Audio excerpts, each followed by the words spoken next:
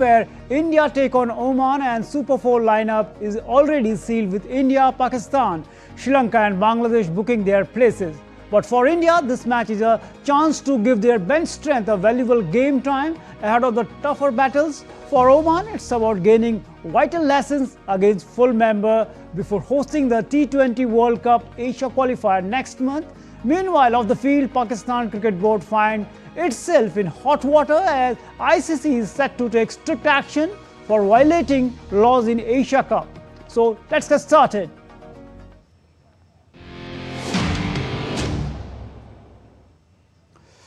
The International Cricket Council has sent a strong email to the Pakistan Cricket Board over the violation in its players and match officials area before their match against the host UAE in the ongoing Asia Cup at the Dubai International Stadium on Wednesday.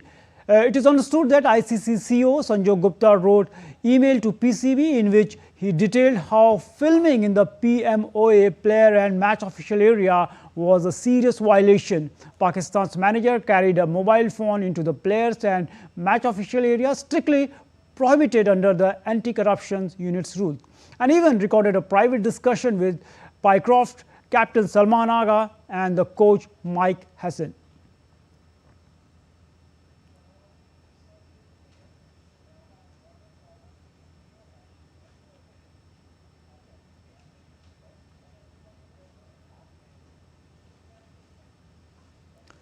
So the violation of rules and laws by Pakistan Cricket Board. And to discuss all this and on the on-field action and the drama of it, I'm joined by former cricketer and renowned commentator Ajay Mehra, and along with my colleague, DD India correspondent Abhishek Mahajan, who is reporting live from Abu Dhabi. Current situation, first coming to you, Ajay. No end of troubles for Pakistan found of violating the important rule in the Asia Cup, filming in players and match official area. ICC is set to take strict action for violating the law. If we talk about this incident, why the Pakistan demanded the Andy Pycroft removal? If you take a look, he was not the issuer of the directive. It may have come from the Asian Cricket Council official who are organizing this event, and also it may have come from some other side. Why were they demanding the removal of Pycroft? Yeah, Narayan, thank you. First of all, good evening to you and all our viewers as well. I just feel, they're just going over the hill here. Because, Pycroft, as Pakistan were mentioning, he's been supporting India, but nothing like that, because I feel, he's doing his job and in a very right way as well. First of all, you can't be going and filming in the PMO area. That's a very, very serious violation. And why they're doing it, what the reason is, they want to get out, all what's happening there. That can't be done. And that's absolutely, in an international tournament, in an Asia Cup, or whatever tournament it is, multilateral tournament, you can't be doing that. So I think, Pakistan themselves are to be blamed for this, and they are just saying that Pycroft has been favoring India, which is not the case. Many times they mentioned that he's been the match referee. All match referees get an equal opportunity when you're playing international cricket, and I think Pycroft, for me, what I've seen over the incident, Narayan, he's just doing his job. And yes, see, it depends on country to country, but also coming late for the game, in an international tournament, in a Asia Cup, that can't be done. So I think Pakistan have gone over the hill. They are just crossing the line. They have to really amend the ways, and that were the earliest, Narayan. Ajay, continue what you're saying.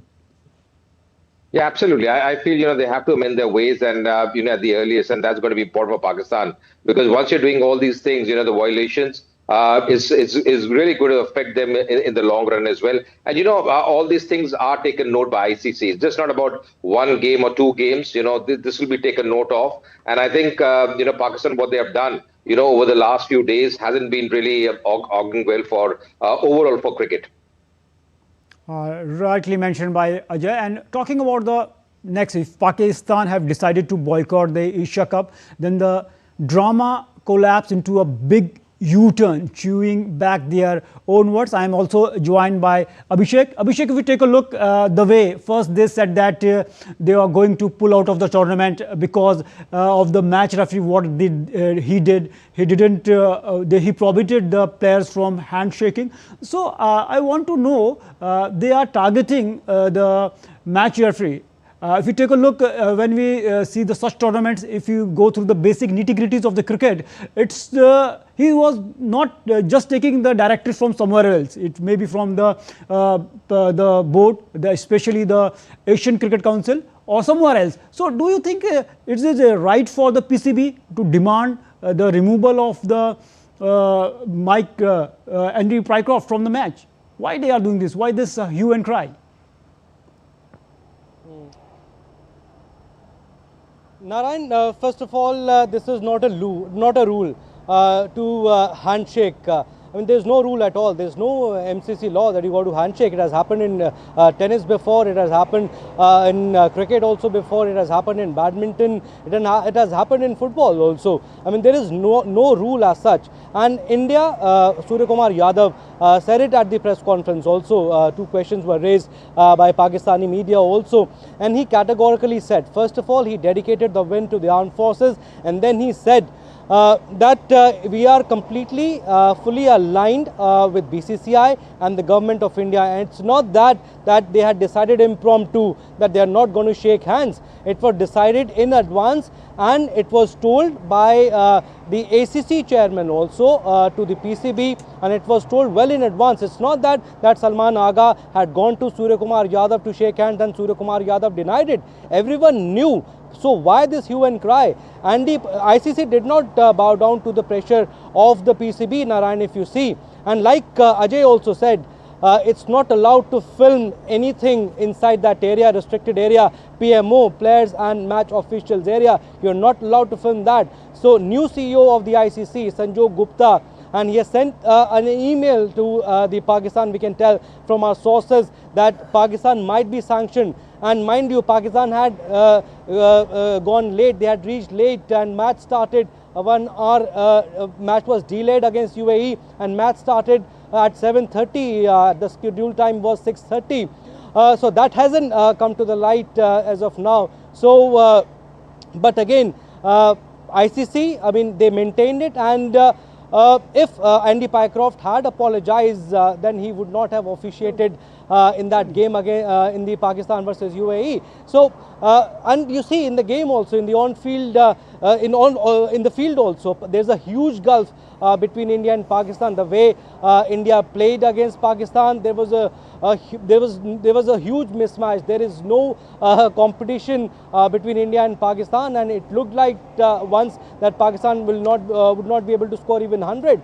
Thanks to Shaheen Shah Afridi's cameo, that they scored 120 odd. But again, even if they play against India in the Super 4 stage against between India and Pakistan, then also, I mean, on paper, India look a very formidable team. But yes, more troubles for Pakistan, and again, very kiddish and childish behavior, boycotting the tournament. I mean, they were saying they'll withdraw the tournament. There were meetings also held by PCB chairman, former PCB chairman Ramiz Raja, and then Najam Sethi. They held meetings with Mohsin Naqvi, who is the current ACC chairman, who is the PCB chairman also, and who is also the interior minister of Pakistan. So internal meetings were held, and they realized it, that and it was told also to them that they'll have to pay hefty fines, around $16 million, if they boycott the tournament, if they withdraw from the tournament. So, and then they decided to play the match against Abhishek, UAE, a video is also circulating. Like you said, very childish and kiddish behavior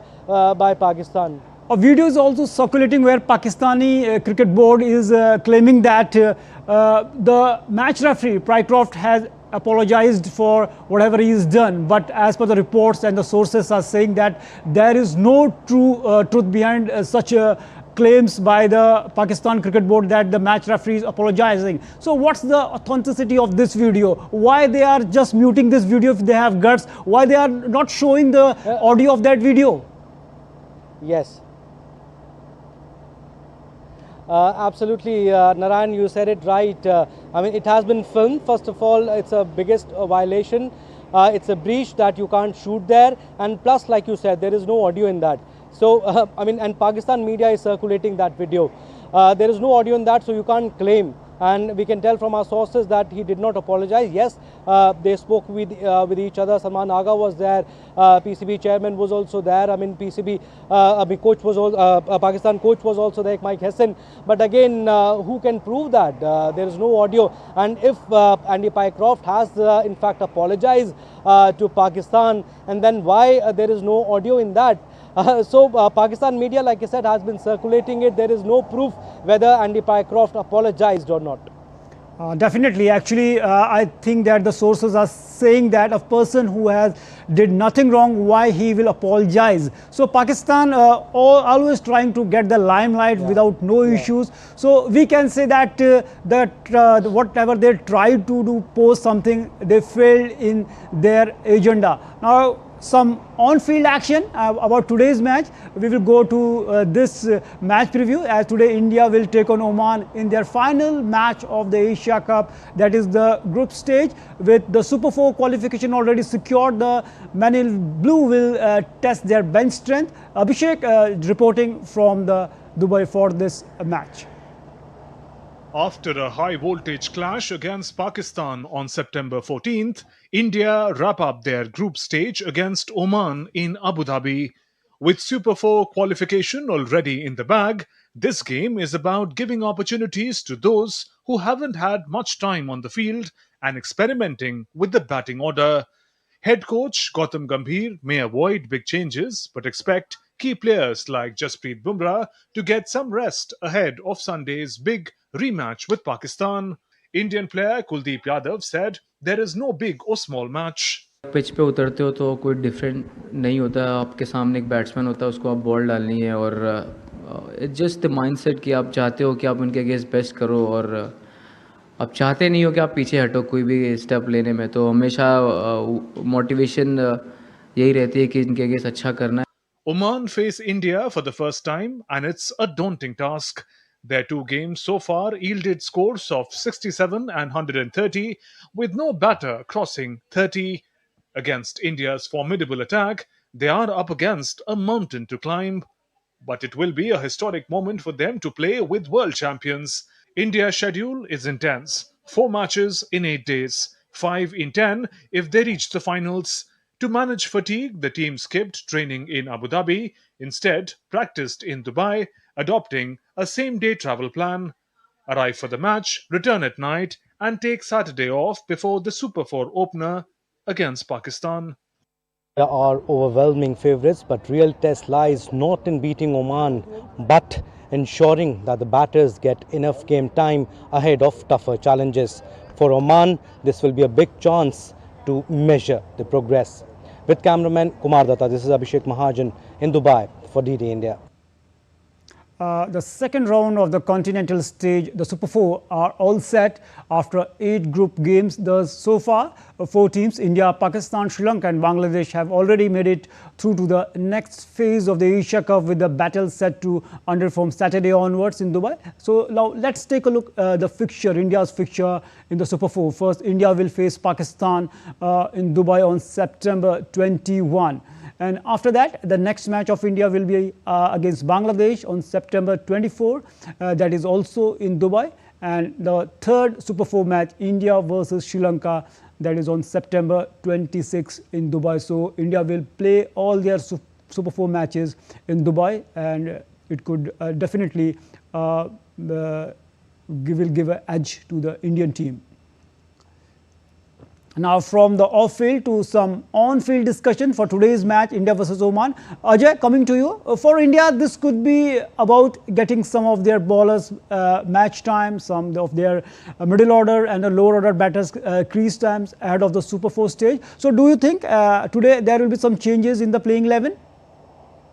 Yeah, I feel so, Narayan, because 4 of our players have yet to get a game. If you see the batting lineup as well, 3 players haven't got a batting so far. Likes of Akshar Patel or Hardik. So I think, it's going to be important, for all of them to just get a run because match scenario is always different, Narayan. As a player, I can tell you that you want to be part of a game. The scenario is different, especially with the Super Fours coming up. The next game, again, is going to be against Pakistan. Although I feel, India looks to be a very strong side. Nothing, to say about Pakistan. The batting has been in shambles. It's been Shaheen Shah Afridi who's been getting runs low down the order. So I think India are looking up the best side in the tournament, but you want to carry out the momentum. The momentum in a T20 the tournament is so very important, and I feel likes of Bumrah, he might be rested. You can have Arshdeep for this game. Harshit Rana is also there in the squad. He might also get an opportunity because this game also, Narayan, is in Abu Dhabi. It's not in Dubai. So the conditions are different. The way we see in dry surfaces. Here, there's a bit of grass as well. I've covered a lot of tournaments out here in Abu Dhabi, and I know that conditions are different. And it's a very open ground as well. It's a very windy, sometimes in the evening time. So it's going to be a different proposition. But as Kuldeep also mentioned, a game is a game, a match is a match. You have to get your best foot forward. And international matches always make a difference. So, as the likes of Abhishek Sharma or, Shubman Gill, they like to get some runs as well, especially Abhishek Sharma has been a really good run. I wouldn't surprise even someone like Rinku Singh, who's there in the squad. He also gets a game as well. Because this is the time, because Oman, we all know, aren't the strongest side, and in international cricket. So it's going to be a big challenge for them. It's going to be a daunting task for them. But on the other hand, India, they can play a few players, give them opportunities, because this is the game where they can give a lot of players opportunities as far as, this Asia Cup is concerned.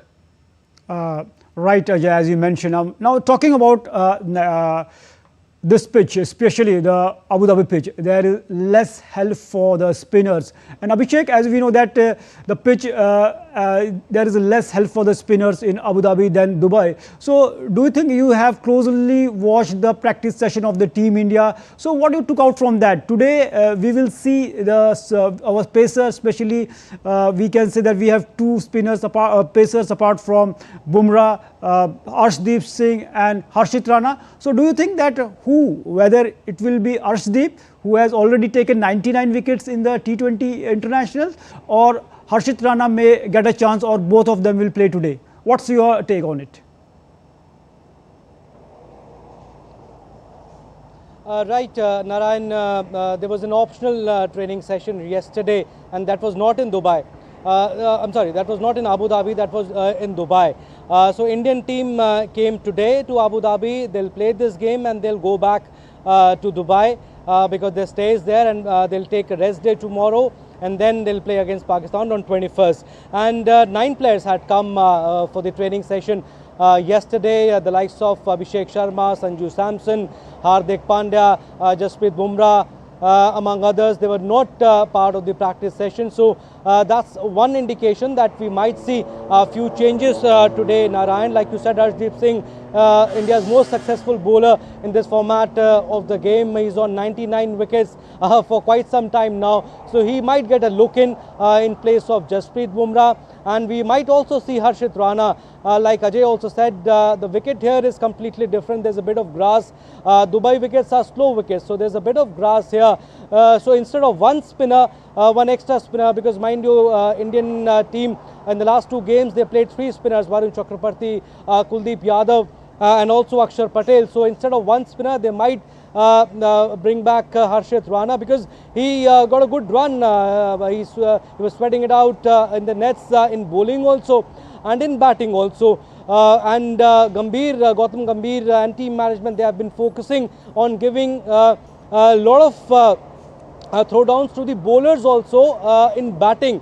Like Kuldeep Yadav also said that the pre-match press conference, that there's a lot of emphasis on batting also. Although we bat deep now in the T20 format, we bat till 8, but Kuldeep Yadav has said that he's putting a lot of focus, he's putting a lot of effort in improving his batting also. He also got a good run in the batting yesterday at the nets, and Harshit Rana also. So this is one indication that Harshit Rana and Arshdeep Singh, maybe they both play, and in batting also Rinku Singh might be drafted in. But again, like we said, Gautam Gambhir doesn't believe in making wholesale changes. So I mean, 1 or 2 changes we might see, but not wholesale changes. But yes, we might see a rejig in the batting order. Sanju Samson, India's batting coach had said Sudhanshu Kotak earlier before the Pakistan game that Sanju Samson would bat in the middle order in 5 or 6. But today we might see if India win the toss and they would like to bat first here, because giving more time, more game time to the batters would be more important.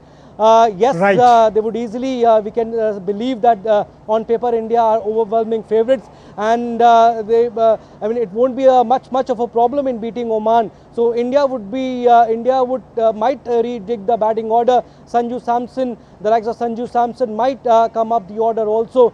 But yes, big opportunity for Oman also, like you said, Narayan.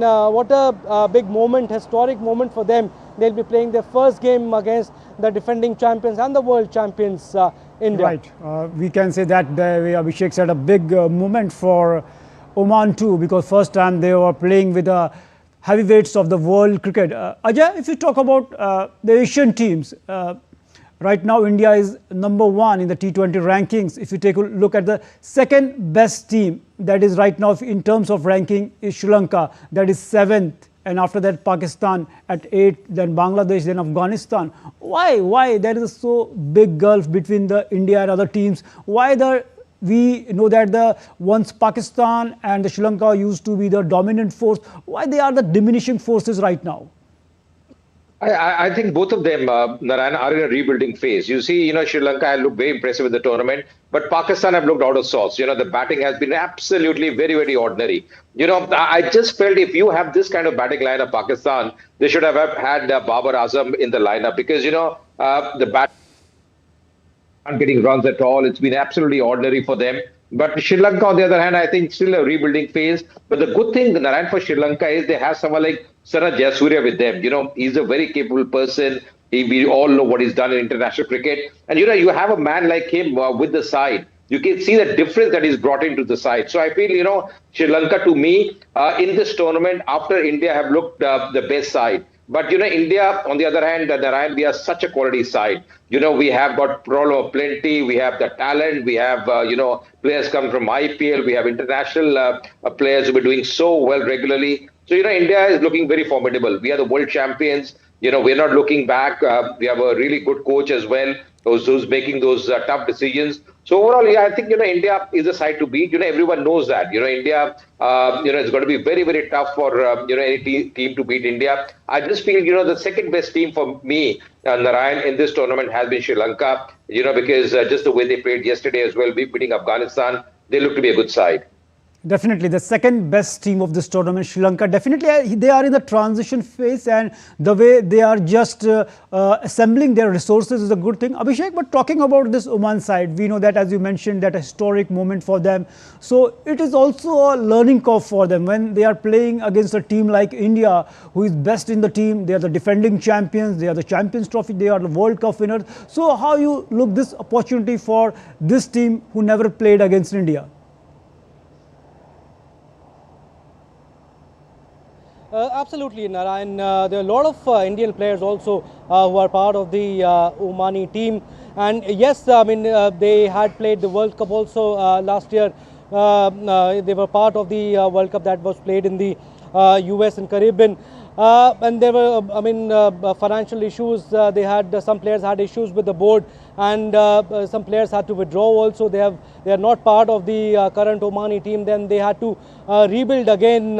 Oman is a better side than they have played in this tournament. They didn't do well in the last 2 games that they have played, but yes, they can still do better. They are again on the rebuilding phase, and it will be a big exposure, like you said, playing against India, playing if Jasprit Bumrah plays today, playing the likes of Jasprit Bumrah, Hardik Pandya, and quality spinners, the likes of Kuldeep Yadav, Varun Chakravarti, Akshar Patel. Yes, it will be a big moment for the Omani side. But again, like UAE players also said that they were doing well. If you remember, Narayan, UAE one stage, they were just 2 down in 40-50 odd, and then they collapsed. And UAE captain, in fact, said at the press conference that we were in awe of the Indian side, and I think that was the biggest reason that we stumbled, and that was the biggest reason that we collapsed. So that's the aura now that Indian bowlers and Indian team has. But yes, it will be a big moment, historic moment, and a big exposure for the Omani team and the players. Definitely a big moment and a bigger, we can say, the learning curve for this Oman team, because playing against India, the best T20 format team, the #1 team in the world itself, it's a big achievement for them, and definitely they will learn. They will, when they will share the field with the best in the business, definitely it's going to help them. Thanks, gentlemen, for joining us and giving a wonderful perspective on this match and also on the handshake row. Thanks a lot for joining us. So that's all in our special broadcast, the battle for the Asian glory, and we'll keep updating you about the match and all the updates from the Asia Cup with our special broadcast. Until then, keep watching DD News, and we will give you all the updates regarding the Asia Cup. Thanks for watching. Namaskar.